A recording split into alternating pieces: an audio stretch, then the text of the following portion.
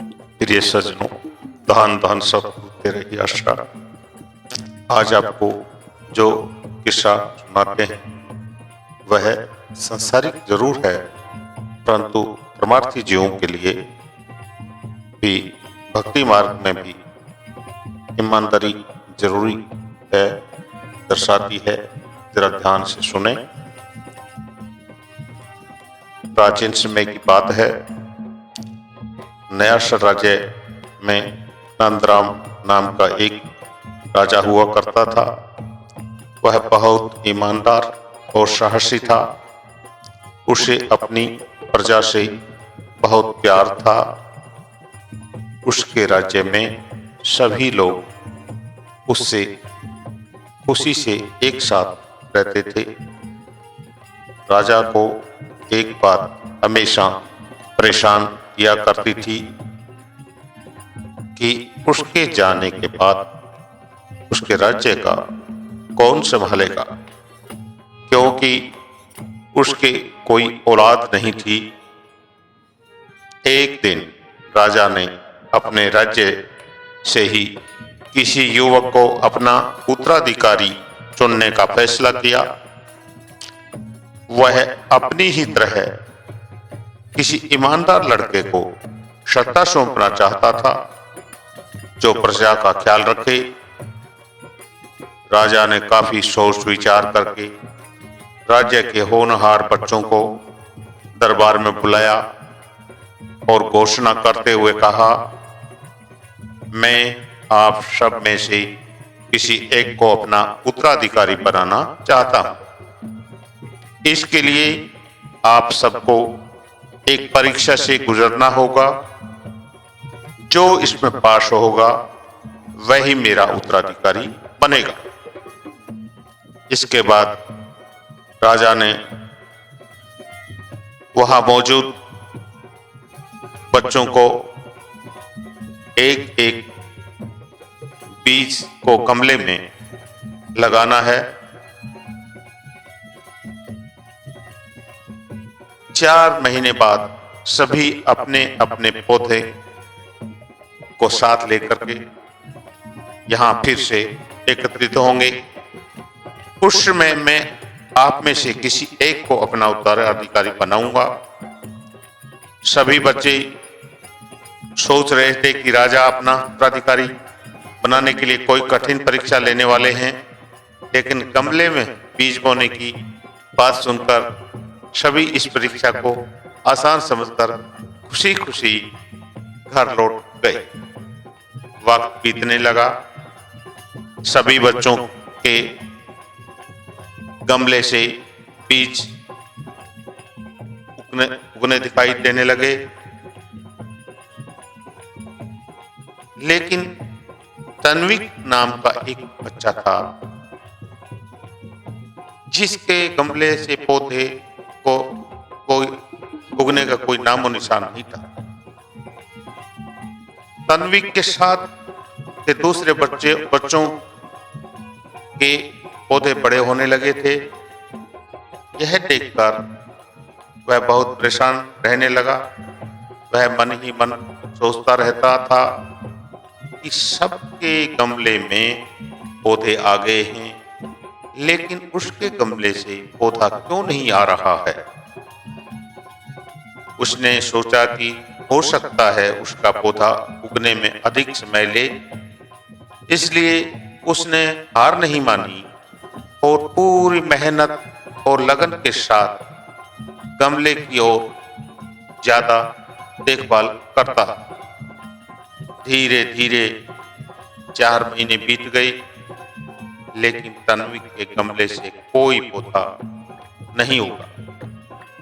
वहीं ज्यादातर सभी बच्चों के गमलों में पौधे निकल आए।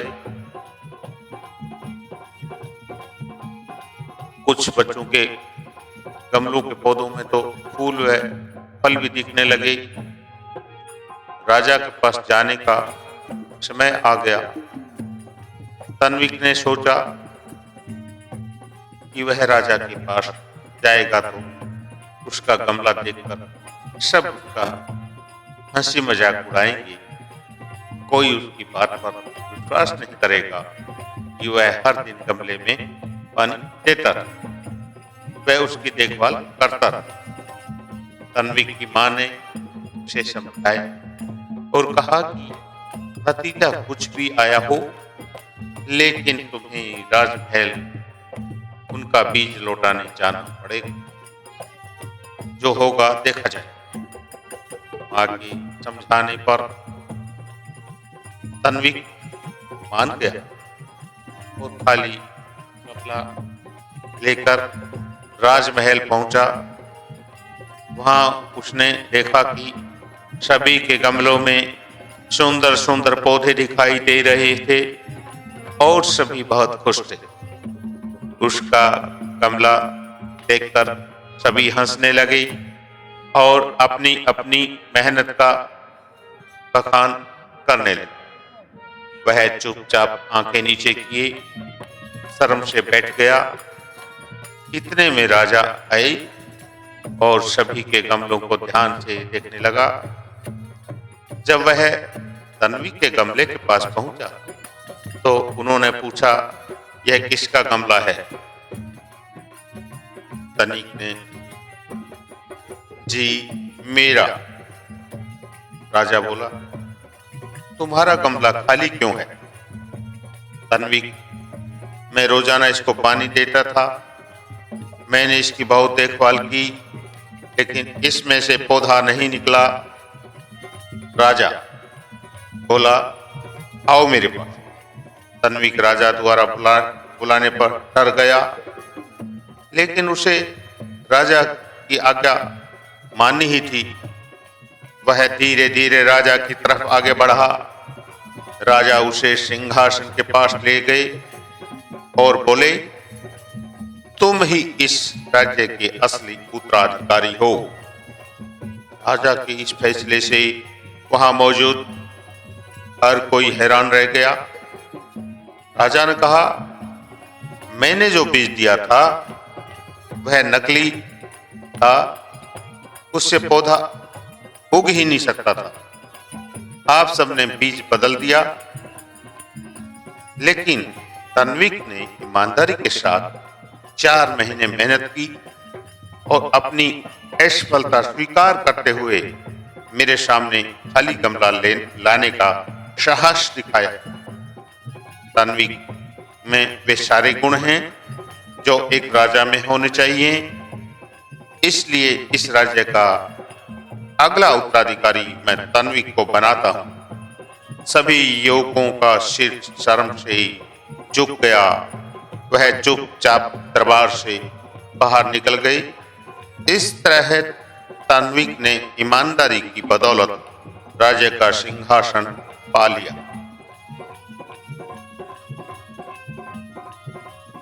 प्रिय सज्जनों, सार ये निकलता है कि आखिर में इस कहानी का सार ये निकलता है कि जीवन में ठग बेईमान द्वारा पाई गई नकली शोहरत से भटके नहीं। जीवन के हर क्षेत्र में पढ़ाई, नौकरी या भक्ति में सच्ची लगन व ईमानदारी से लगे रहो। आखिरकार सफलता आपके द्वार जरूर आएगी। खुशबू आ नहीं सकती दिखावटी नकली फूलों से। सच्चा सच कड़वा है, परंतु फल हमेशा मीठा ही होता है। सत्यमेव जयते। सत्य व ईमानदारी हमेशा सफलता के द्वार अवश्य खोल देती है। सज्जनों, यह माया लोक यानी त्रिलोकी में बोलबाला काल के जीवों का जरूर है, परंतु ईमानदारी व गरीबी धारण कर किए गए अच्छे कर्मों से जीव का यह जग भी सुखी व परलोक भी सुखी होगा। दान दान सतगुरु तेरा ही आशीर्वाद।